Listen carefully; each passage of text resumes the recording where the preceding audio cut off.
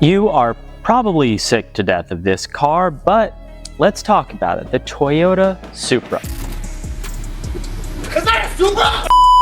Mention its name in car culture circles and you'll hear stories of record-breaking horsepower, outrageous builds, quarter-mile times that seem straight out of a video game. But how did this unassuming Japanese Grand Tourer transform into a global tuning phenomenon? Today, we are taking a deep dive into how the Supra became the definitive tuner car. Let's rewind all the way back to the 1970s, when Toyota first introduced the Celica Supra, the A40, A50 generation, in 1978. Back then, it was basically a stretched version of the Toyota Celica, designed to rival Grand Tourers like the Datsun 280ZX. Under the hood, it packed an inline-six engine, a move that would foreshadow the Supra's legendary power plants to come. And while the first-gen Supra wasn't exactly setting Nürburgring records or drag strips on fire, it laid the groundwork for what was to come in the future, which was a commitment from Toyota to performance, to inline-six engines and rear-wheel drive. Now in '81, Toyota doubled down with the Mark II Supra, sporting sharper, more aggressive styling, and available pop-up headlights, which are instant cool of course. The Supra looked like it was ready to star in an '80s action flick. This generation introduced a fuel-injected 2.8-liter 5 MKII inline-six that cranked out a respectable 145 horsepower. No, it wasn't a rocket, but it was fine for the time being. More importantly though, it began earning a reputation for reliability and for tunability, early signs of what the Supra would eventually become. Then came the Mark III Supra in 1986. This one was the game changer. This was Toyota's first standalone Supra, no longer sharing its chassis with Celica. It featured a more advanced aerodynamic design, and crucially, Toyota introduced turbocharged power. The A70 came with the 7M GTE, a 3-liter turbocharged inline-six, making 232 horsepower, a serious number in the late 80s. But the real story? The A70's engine was a tuner's dream. With forged internals and a robust block, it could handle double its factory horsepower with the right upgrades and, of course, correcting the head gasket issue that existed with the 7M. Now, this generation also introduced adjustable suspension and 4-channel ABS, technologies usually found on high-end performance cars. It may have been heavy, the Supras always have been, but the A70 was a high-tech beast. And for tuners, the turbocharged engine was like finding gold under the hood. Now swap out the turbo for a larger unit, upgrade the intercooler, and suddenly you had a car that could embarrass Porsches on the highway. But then came 1993.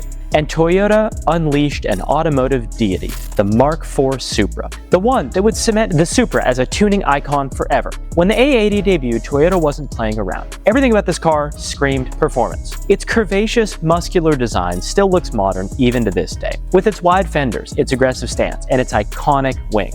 It wasn't just form though, it was function. Toyota designed the Supra with aerodynamics and stability in mind, even adding a rear spoiler that was wind tunnel tested to reduce lift. Under the hood lived the now legendary 2JZ GTE engine, a 3-liter twin-turbo inline-six making 276 horsepower on paper. Now Toyota officially listed that number due to a gentleman's agreement among Japanese automakers, which we made a separate video on. Dyno tests though revealed it made well over 300 horsepower straight from the factory. The 2JZ GTE though wasn't just powerful, it was practically bulletproof. It had forged internals and a cast iron block, and the factory tuning was designed to be reliable, even under high stress. It quickly became the darling of the tuning world, the counterpart to Nissan's RB26 engine. Now enthusiasts soon after release discovered the 2JZ's insane potential. Stock internals could handle over 800 horsepower with just turbo, fueling, and ECU upgrades. Push things further by building the engine, and 1,000+ horsepower builds became almost routine. No wonder the Supra earned its reputation as a street and drag strip monster. But the A80 wasn't just fast, it was also refined. It had a Getrag V160 6-speed manual, which was absolutely buttery smooth. It was capable of withstanding